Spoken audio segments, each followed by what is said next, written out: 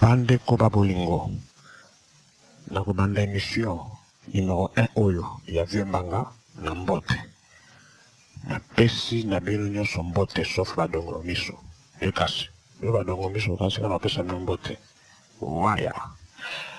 Alors, mbote pona nini? Mbote eza signe ya éducation. Soko moni moto, il faut pesa mbote.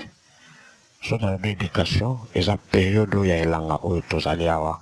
Desalaka période oyo bana mona basilisi kelasi. Bakomi na congé. Surtout pe moment oyo tozuni eti congé moko na confinement de pandémie ya coronavirus ememeli biso. Eza moment moko baparents baprofite mingi soki baza baparents ya bwanya kote ya bana mpona korenforcer éducation na bango.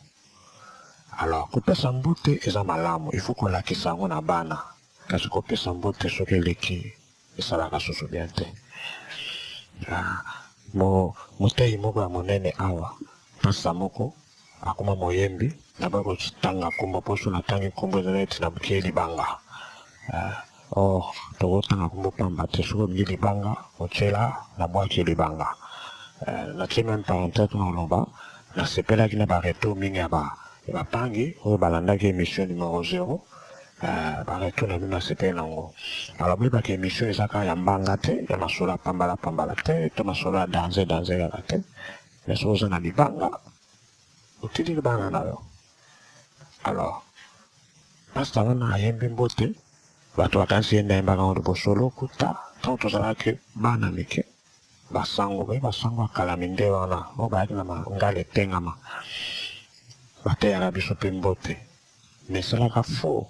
Esalaki sango moko fo boyoka lisolo na église boyoka makambo sango bando eteya bana mpona éducation. Alobi na bango bino soki momoni sango bolingaka kopesa ye mbote te. Kopesa mbote elakisi ndakisa elamu. Boyoki bana wana bana balobi iyo sango soki momoni sango aza koleka na nzela il faut mopesa ye mbote. Boyoki bana iyo sango.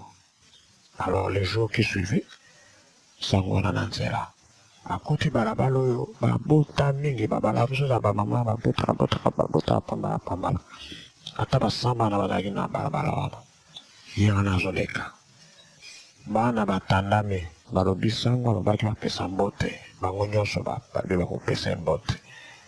L'éducation esengaka bopesa bino nyonso nzela moko te moto na moto abandi sango mbote ye wana sango mbote sango mbote mbote sango mbote mbote ye kokoma ba 50e mbote sango alembi bazokoba kaka sango mbote ti ndenge alembi bosango sikoyo so abi sango mbote avant-dernier sango mbote avant-dernier sango mbote mozali kolembisa ngai sango mbote nyama na bino sango mbote ebembe ya mama na bino sango mbote mitumu minene sango mbote bolongolanga kuna na mbote na bino. Yasalaki bano bapesa ye mbote mais soki mbote ndenge tomoni eleki exagéré on ekomaka mabe. Alors mpona baoyo basepeli na lisolo ya lelo mbote na bango bango kutu na bango baoyo basepeli nango te bovanda na bino mpona lelo asuki na nga wana toleka.